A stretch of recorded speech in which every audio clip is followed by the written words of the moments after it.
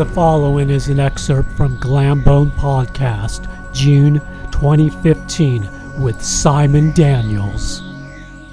Take us back to the mid-'80s. Before Jailhouse, you had the band Agent X, and legendary scenester Kim Fowley produced you. Tell us about it. He got involved as a producer. He thought that the band was strong, it had potential, and then started writing. So he liked the songs that we had, and then we started writing songs together with him. And we did a demo with 5 songs that he produced, which was interesting because he was not really a musician. He didn't play an instrument or sing, but he was very good as a coach and as somebody that knew how to get something out of the artist. Outside of the studio, did he offer up any other kind of advice? He just said, play as much as you can, guys, and go to a lot of parties and make a lot of friends. There's a really cool song called Rock and Roll Angels that you guys did. Kind of reminds me of the band Candy. Were you guys fans of them? Yeah, well, the song was called Sheila first. He suggested that we did something more anthem. So it would go, "Oh, Sheila."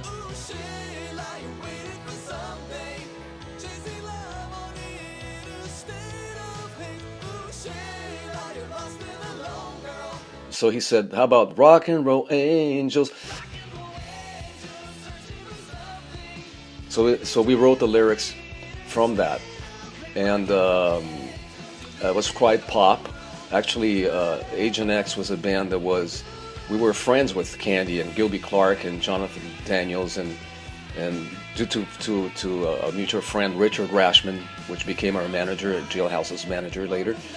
Anyway, it was a very interesting thing because I remember playing with Agent X, and Kim Fowley came to see us, and we were in the studio next week. We were friends with Candy, and we were fans too, and we learned a few things with them.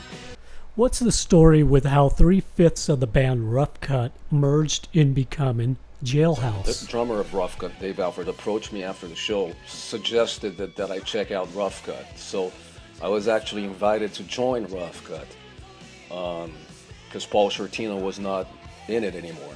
With that said, they already had 2 records, and they seemed to be a little bit.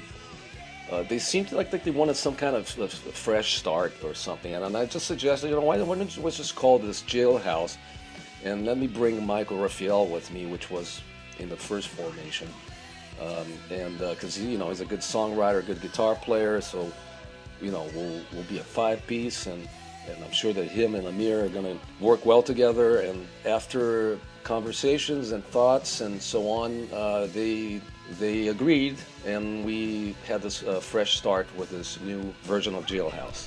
Did you prefer that version of Jailhouse as opposed to when the band was a 4-piece? Yes, I did.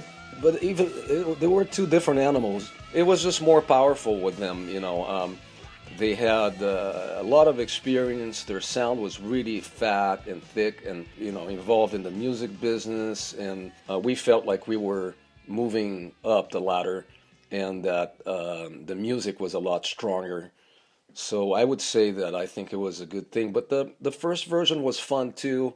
We liked the guys that were there before. You just have to deal with the situations and the opportunities as they come. And make your decisions, and that was the decision that we decided to make.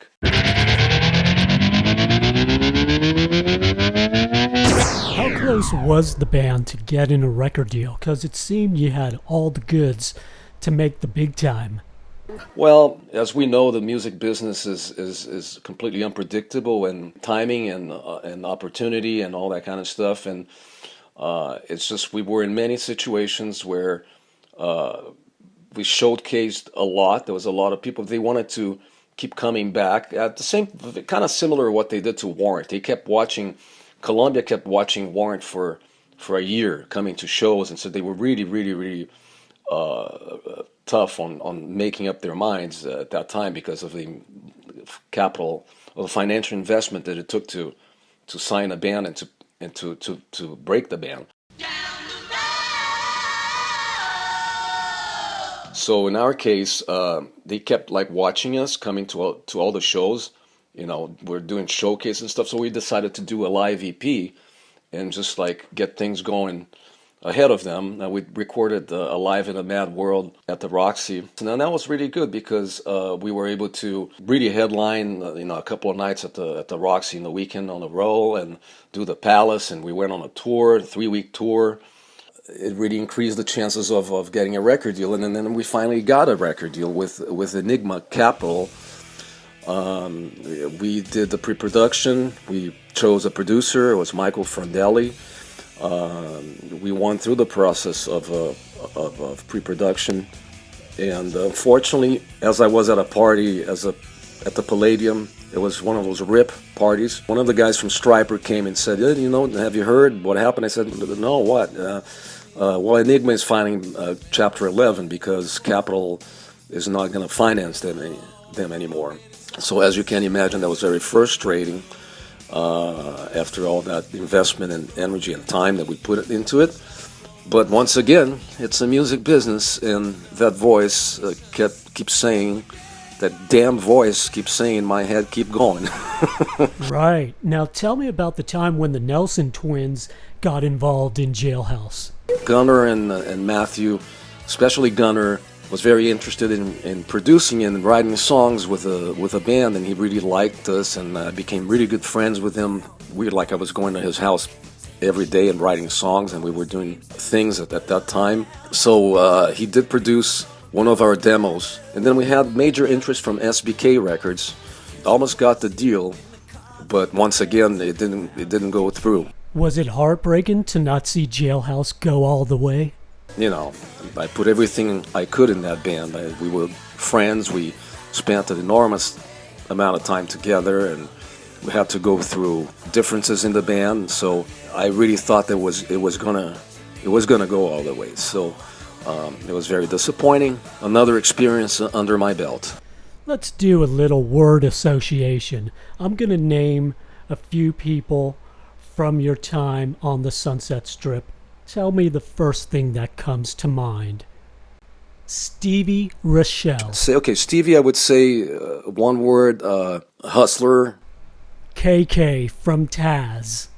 KK, he was, I'd say popular. Kelly Hansen. Kelly Hansen, great singer. Of all the bands you've been in, would you say Autograph is the most fun you've been having? I am having the best, the most fun, certainly right now. I am having the hell of a time because we're very good friends. All we do is crack jokes. We take the music seriously, where we don't take ourselves so seriously, and therefore there's an enormous amount of chemistry. And I found actually, like I said, I found incredible friends on those guys, and it's way beyond just the band. All right, Simon. Well, it's great to catch up with you. Well, my friend, thank you very much for having me. Rock on.